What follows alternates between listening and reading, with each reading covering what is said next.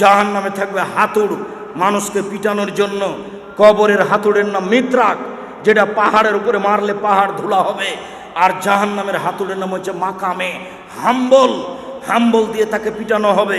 জাহান্নামে থাকবে সাপ, উটের সমান, একবার দংশন করলে 40 বছর ব্যথা থাকবে। জাহান্নামে থাকবে বিচ্ছু, গাধার সমান, একবার দংশন করলে 40 বছর ব্যথা থাকবে। জাহান্নাম ভয়াবহ জায়গা। জাহান্নাম থেকে বাঁচার পথ আপনি সালাম ফিরার পূর্বে বলবেন, রব্বানা আতিনা ফিদ দুনিয়া হাসানাতাও ওয়া ফিল আখিরাতি হাসানাতাও ওয়া কিনা আযাবান নার। হে আল্লাহ, তুমি ইহকালে কল্যাণ দাও, পরকালে কল্যাণ দাও। আল্লাহ, তুমি জাহান্নাম থেকে বাঁচাও। সালাম ফেরার পূর্বে বলবেন, আল্লাহুম্মা ইন্নী আউযু বিকা মিন আযাবি জাহান্নাম ওয়া আউযু বিকা মিন আযাবিল কবর ওয়া আউযু বিকা মিন ফিতনাতিল মাসীহিদ দাজ্জাল।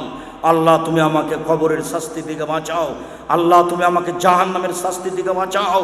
আল্লাহ, তুমি আমাকে দাজ্জালের ফিতনা থেকে বাঁচাও। ওয়া আউযু বিকা মিন ফিতনাতিল মাহি ওয়াল মামাত।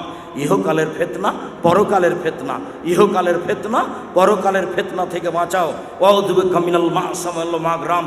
তোমার কাছে বাঁচতে চাই বড় পাপ হতে, তোমার কাছে বাঁচতে চাই ঋণ কর্য হতে, তোমার কাছে বাঁচতে চাই বড় পাপ হতে, তোমার কাছে বাঁচতে চাই ঋণ কর্য হতে।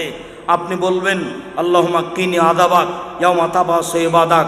ঘুমানোর সময়, আল্লাহ, যেদিন তুমি পুনরুত্থান করবে সেদিন জাহান্নাম থেকে বাঁচাও। এরপরে আপনি বলবেন, সম্মানিত দিনী ভাই বোন, পিতামাতা মারা গেছে, কবরের পাশে গিয়ে ক্ষমা চাওয়ার দোয়াটা লম্বা করে বলবেন।